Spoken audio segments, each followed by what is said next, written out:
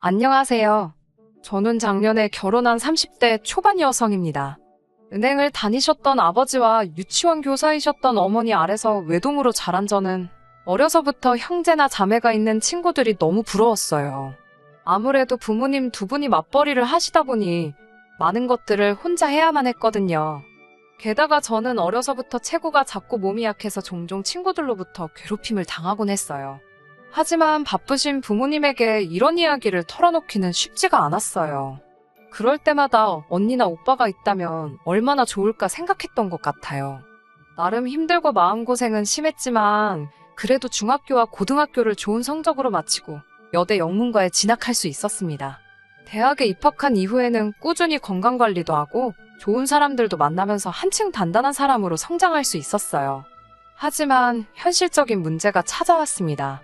대학에 입학할 때만 해도 장밋빛으로 보였던 제 전공이 막상 졸업을 앞두니 생각보다 선택지가 많지 않다는 걸 깨닫게 된 거지요. 결국 대학원과 취업 사이에서 고민하다가 광고회사에 취업했습니다. 어려서부터 항상 일하시는 어머니 밑에서 자라서인지 직장은 반드시 있어야 하는 거라고 생각했거든요.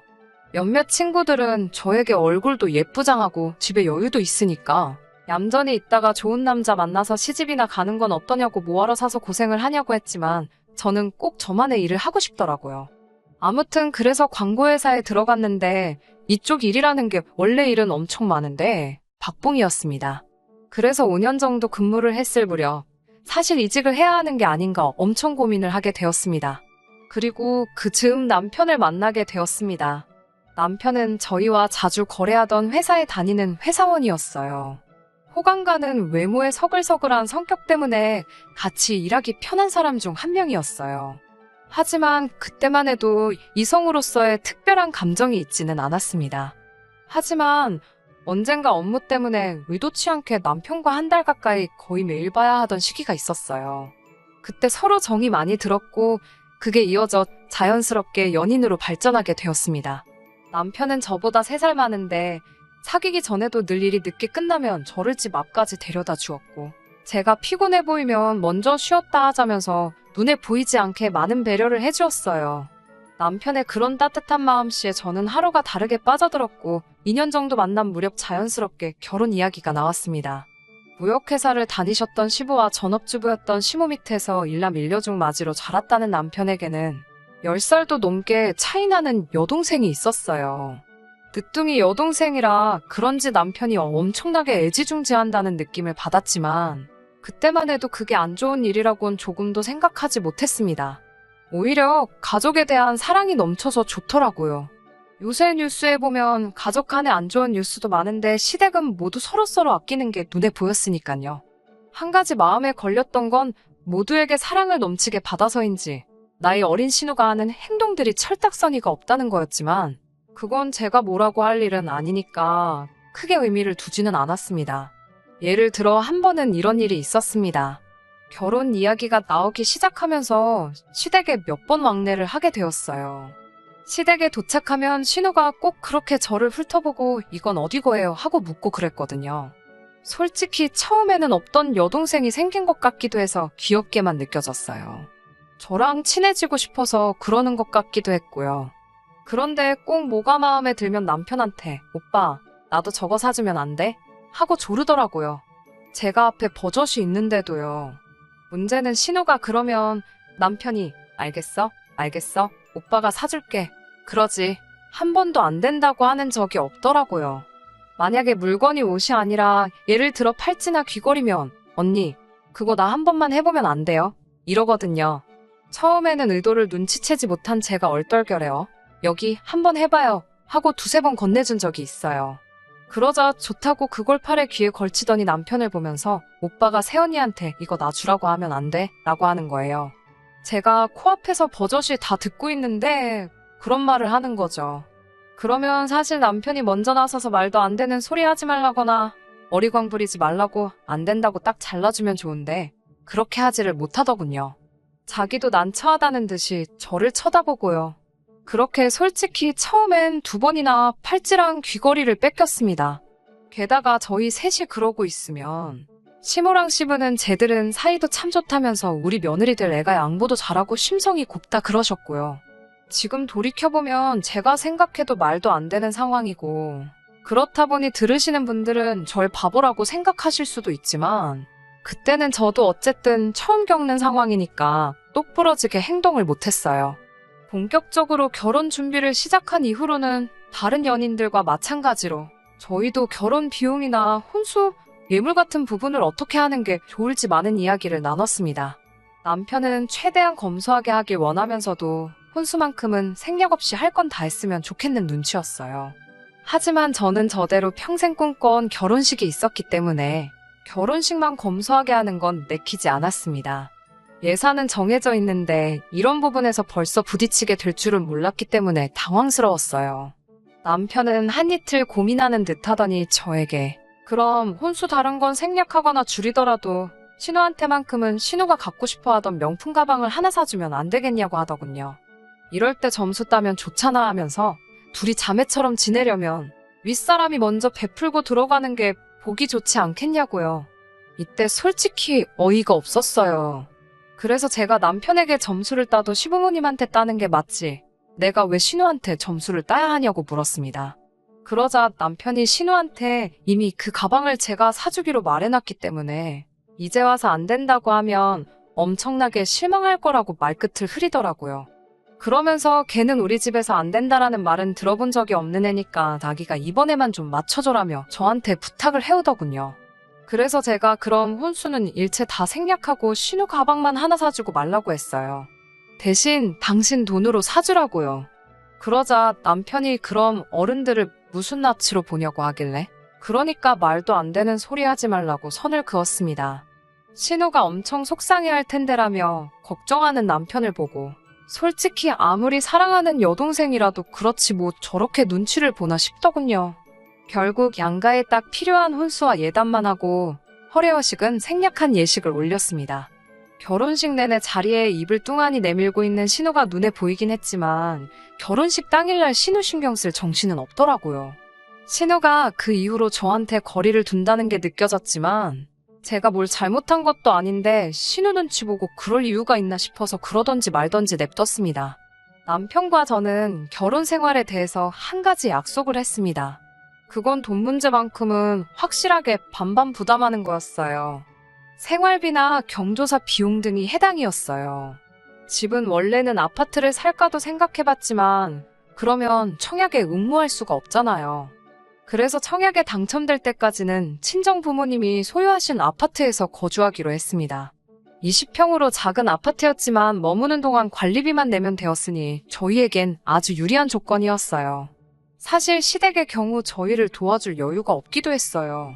시부가 다니던 회사에서 나온 뒤 그동안 시모가 모았던 돈과 퇴직금을 모두 합쳐 치킨집을 열었는데 바로 코로나가 터지면서 손해만 크게 보고 장사를 접으셔야 했거든요.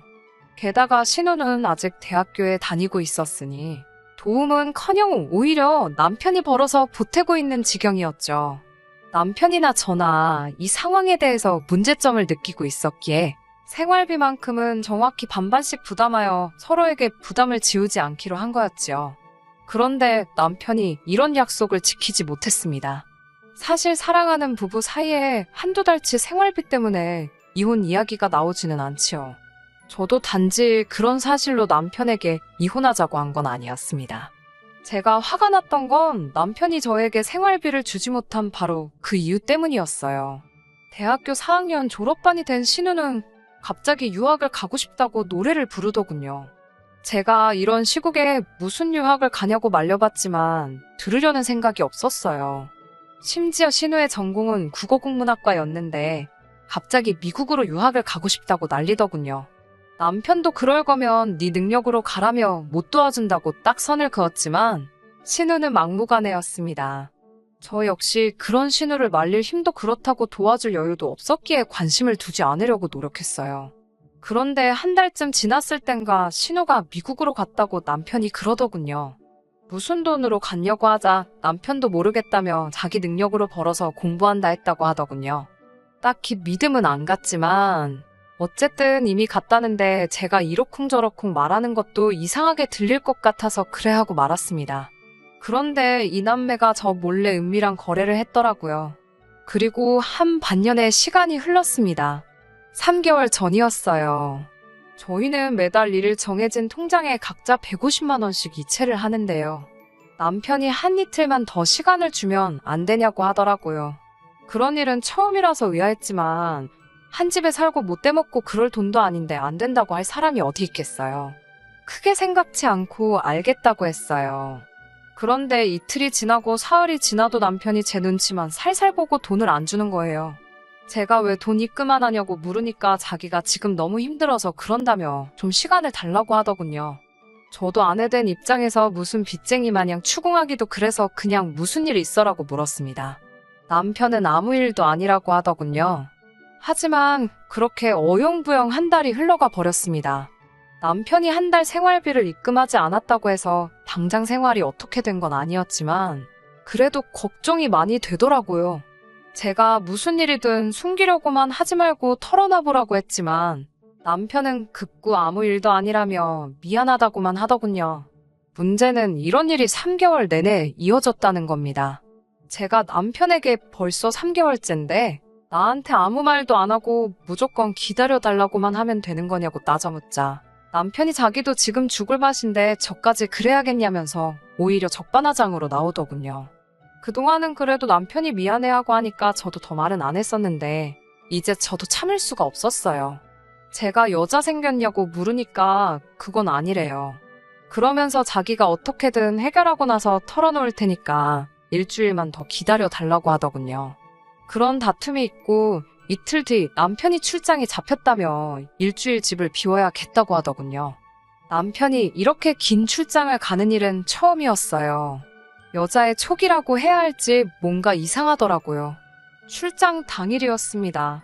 남편이 다녀온다고 하고는 아침 일찍 집을 나섰고 저도 남편 뒤를 밟았습니다. 강원도로 출장을 간다던 사람이 공항으로 향하는 게 아니겠어요. 남편의 목적지는 미국인 것 같았습니다. 저는 너무 혼란스러웠고 상황이 이해가 되지 않아서 남편과 평소에 가깝게 지내는 동료에게 전화를 했습니다. 제가 남편의 동료에게 남편이 출장을 간 게 맞냐고 하니까 맞다고 하더라고요. 제가 부산으로 간 거 맞냐고 하니까 맞다면서 걱정하지 말라고 하기에 왜 저한테 거짓말을 하시냐고 저희 남편이 부탁하던가요 하면서 따져 물었어요. 제가 그분께 남편이랑 이 일로 이혼할지도 모른다고 그러니 제발 솔직히 말해달라고 애원을 했습니다. 그러자 그분이 난처해하더니 자기가 말했다고 하지 말라면서 남편이 여동생 보러 미국 간다고 휴가 냈다고 하더군요. 그 말을 듣는 순간 두 가지 감정이 동시에 들었어요. 다른 여자를 만나러 가는 게 아니라는 안도감과 동시에 여동생을 만나러 가면서 나에게 거짓말을 했다는 실망감이요. 일주일 동안 남편은 착실할이 많지 저에게 자주 연락을 해왔지만 그 사람이 어디 있는지 안 이상 모든 게 가짜처럼 느껴졌어요. 남편은 그런 것도 모르고 어디서 퍼왔는지 모를 강원도 음식 사진을 보내기도 하고요. 제가 나도 휴가 내고 강원도로 지금 갈까 하고 떠봤을 때는 자기 정말 지금 너무 바빠서 제가 와도 같이 1시간도 못 보낸다며 엄살을 떠는데 얼마나 가식적으로 보이던지 있던 정도 다 떨어지더군요. 게다가 남편에게 믿음이 떨어질 대로 떨어진 저는 남편 방을 뒤졌고 거기서 차라리 몰랐으면 좋았을 서류들을 발견했습니다. 그건 바로 신우의 미국 유학에 대한 진실이었어요. 자기 힘으로 생활하겠다며 떠났다던 신우를 남편이 경제적으로 지원해주고 있었더군요. 한두 푼이 아니었어요. 남편 월급보다 더 큰 금액이 신우에게 들어가고 있었고 무엇보다 화가 난 건 청약통장을 해지했다는 사실이었습니다. 청약통장은 적어도 저에게는 우리의 미래이자 희망이었고 약속이라고 생각했는데 상의도 없이 자기 마음대로 해지를 한 것도 부족해 어떻게 신우에게 다 퍼줄 수 있었던 건지 아무리 이해하려고 해도 이해할 수가 없었어요. 그리고 남편의 카드 내역서를 살펴보니 공부와 관련된 건 하나도 없고 전부 쇼핑몰과 외식이 대부분이었어요. 당장이라도 남편에게 전화해 이혼하자고 하고 싶었지만 헤어질 때 헤어지더라도 받을 건 받아야겠다 싶어서 분노를 억누르고 기다렸습니다. 1년만큼 길게 느껴졌던 일주일이 흐르고 남편이 집에 왔어요. 수요일 대낮에 제가 집에서 남편을 기다리고 있을 줄은 남편도 상상을 못했을 겁니다. 남편은 당황스러운 목소리로 저를 바라보면서 출근 안 했냐고 묻길래 나도 누구처럼 휴가 좀 내고 쉬는 중이야 라고 잔뜩 비아냥거리며 대답을 했어요. 그러자 남편도 제가 뭔가 알고 있다는 걸 눈치챘는지 깊은 한숨을 쉬더라고요. 제가 왜 거짓말하고 신우 보러 간 거냐고 단도직입적으로 물었습니다. 그리고 돈은 다 신우한테 썼던데 왜 말 안 했냐고 했어요. 그러자 남편은 저에게 사정하듯 상황을 설명하기 시작했어요. 신우가 미국에 갈 땐 정말 공부를 하러 간 게 맞는데 가자마자 남자친구가 생기면서 상황이 꼬였다는 거예요.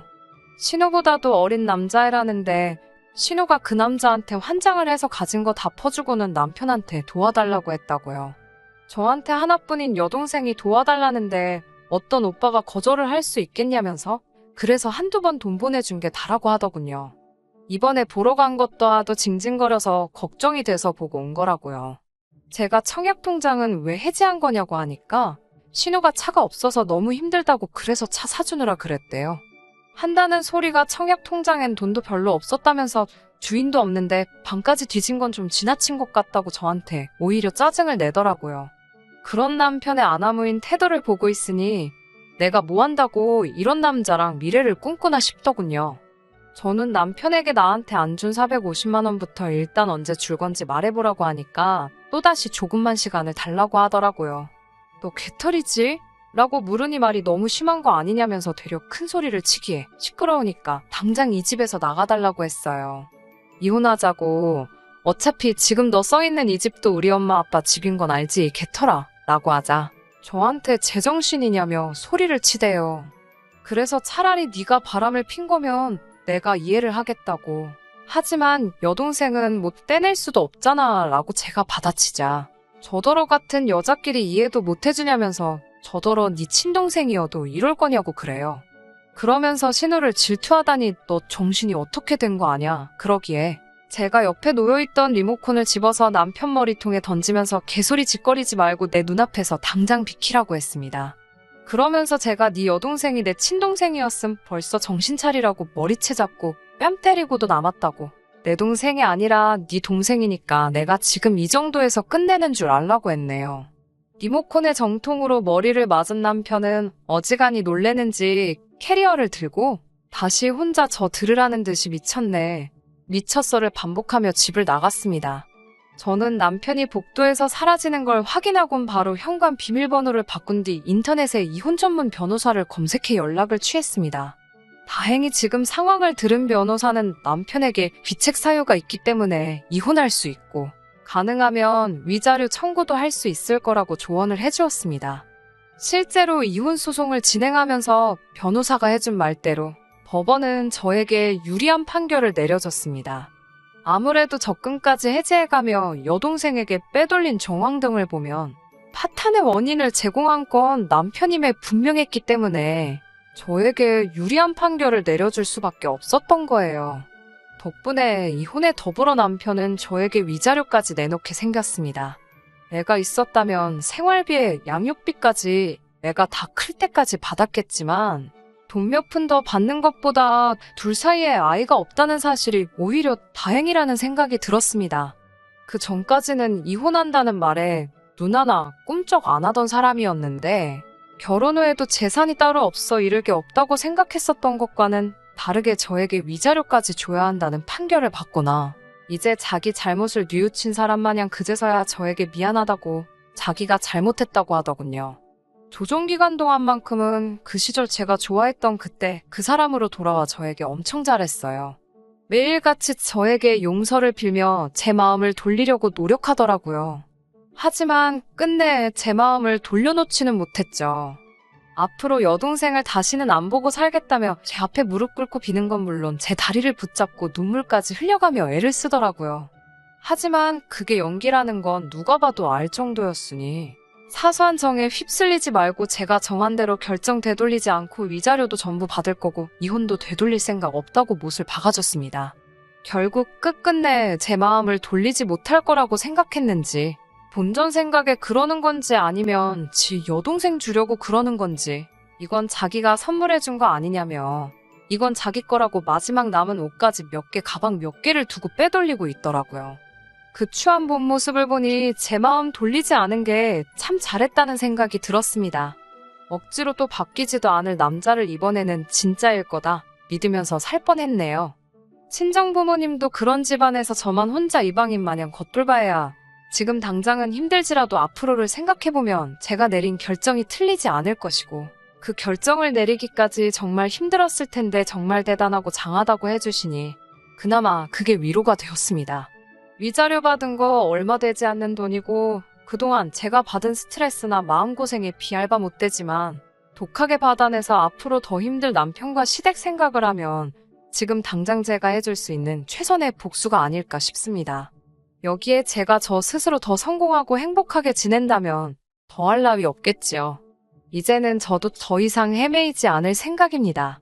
한동안은 여유도 찾고 제 인생에만 집중해서 살아볼까 합니다. 긴 이야기 들어주셔서 감사합니다. 끝까지 들어주셔서 감사합니다. 오늘의 사연은 여기까지입니다. 구독과 좋아요, 알람 설정 부탁드리고 더 좋은 사연으로 다시 찾아뵙겠습니다. 감사합니다.